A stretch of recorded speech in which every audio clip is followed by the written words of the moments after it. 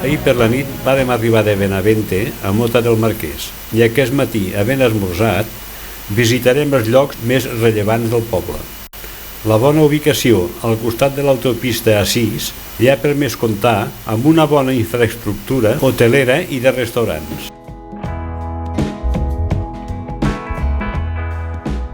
Ens trobem davant de l'ermita del Crist de l'Humilladero, que va ser construïda pels confrares de la Vera Creu cap a l'any 1526 i reedificada el 1642.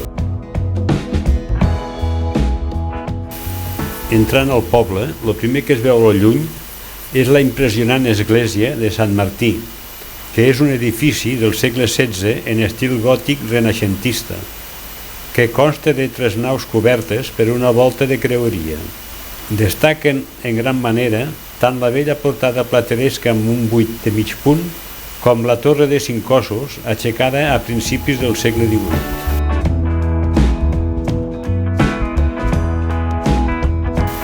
En el terme municipal del poble s'han trobat restes de l'època de bronze i de la de ferro, així com vestigis romans que testifiquen l'existència de la vila en els anys de la Hispània romana.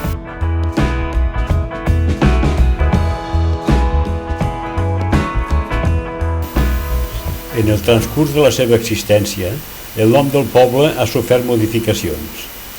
En un primer moment es va dir Sant Ibàñez de la Mota, per posteriorment anar a passar a Val de la Mota i després a la Mota del Toro.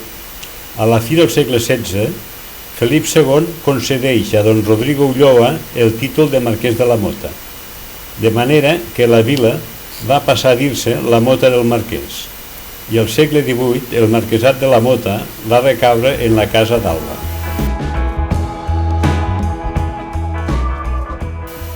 Ara estem pujant per aquest turó que en castellà es diu Mota, si no és molt alt, i anem camí del castell. Però abans ens trobem l'altra església de la vila, que és la que té com a patró el Salvador.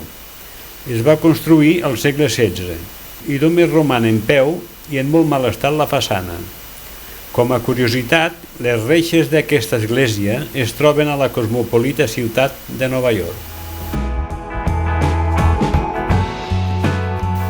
Des del segle X, en aquest turonet es troba un castell del que avui només queda la seva torre de l'homenatge, que és l'única de planta circular a tota Castella. Al voltant del 1520, en l'assalt dels comuneros, va quedar molt malmès, i el 1812 els francesos el van acabar d'enderrocar. En els dies de cel clar, des d'aquesta talaia es pot gaudir d'unes impressionants vistes de la Serra de Gredos.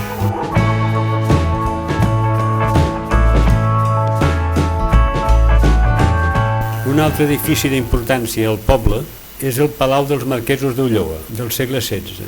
És d'estil renaixentista i amb un meravellós pati amb jardí. Avui dia té cura del palau les monges de la Companyia del Salvador.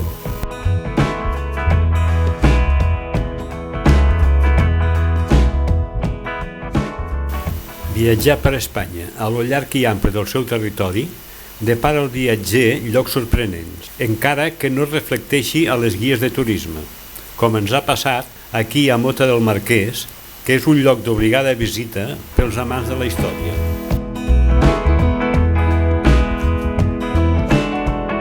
Ermita de la Mare de Déu de Castellanos, del segle XVI, en estil gòtic mudèjar i construïda sobre les runes d'un antic monestir.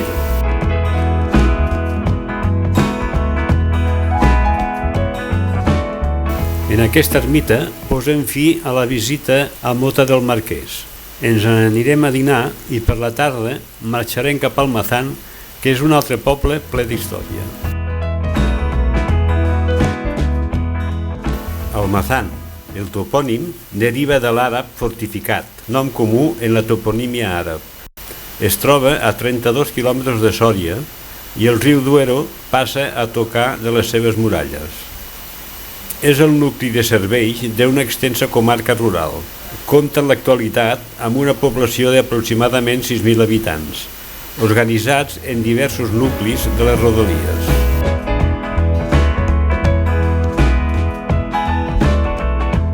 Els seus orígens es remunten a la primera edat de bronze, segons els testimonis d'assentaments de tribus primitives per les seves rodalies.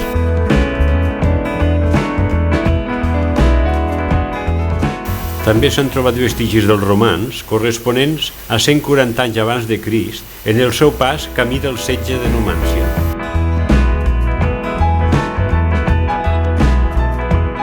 Al seu lloc de pas, pel seu especial enclavament, Almazán sempre s'ha vist implicat en els nombrosos esdeveniments al llarg de la història d'Espanya.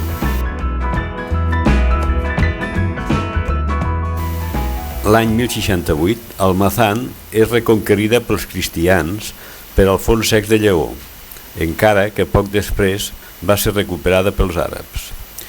I és al començament del segle XII quan Almazán és definitivament recuperada pel rei d'Aragó, Alfons I el Bataller, consort de Doña Urraca, reina de Castella, que és el que inicia la repoblació d'aquesta zona i la incorpora a la corona de Castella.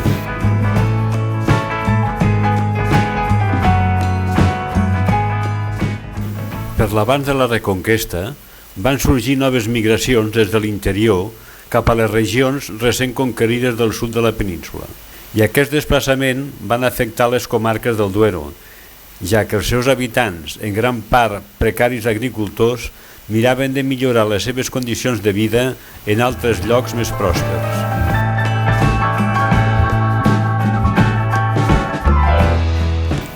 I per afavorir el necessari increment de veïnat, l'any 1305 el rei Ferran IV va atorgar el privilegi als veïns d'Almazán, alliberant-los del pagament de pas en totes les ciutats del regne.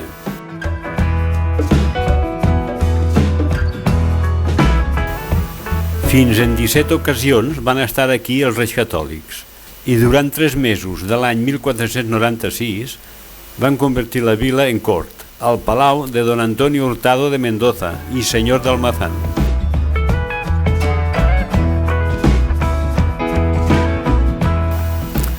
El call d'Almazán va ser el segon en importància a la regió, després del de Sòria, i va respondre amb els seus recursos a la crida de la reina Isabel per contribuir a la conquesta del regne moro de Granada.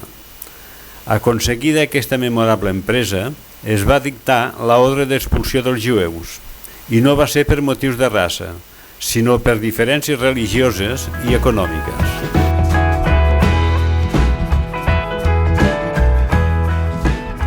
En aquesta vila va morir i està enterrat el dramaturg Tirso de Molina el març de 1648. El 10 de juliol de 1810, Almazán va ser incendiat pel general francès Régis Bartolomí amb motiu de la tenaç resistència que dins dels seus murs va fer Jerónimo Merino amb 1.600 homes. Amb el pas del temps, la privilegiada situació geogràfica d'Almazán li ha permès millorar i enfortir la seva capacitat econòmica i comercial gràcies a que aquí conflueixen moltes artèries radials de la península, que ha permès que s'hi ubiquessin 2 fàbriques de paper i també és important la indústria del moble. Sense oblidar que els cereals són força importants en l'economia del municipi.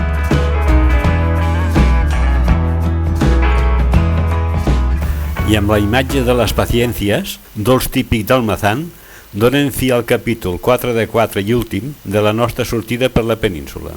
I marxarem a dormir a Tarassona per demà pel matí tornar cap a casa.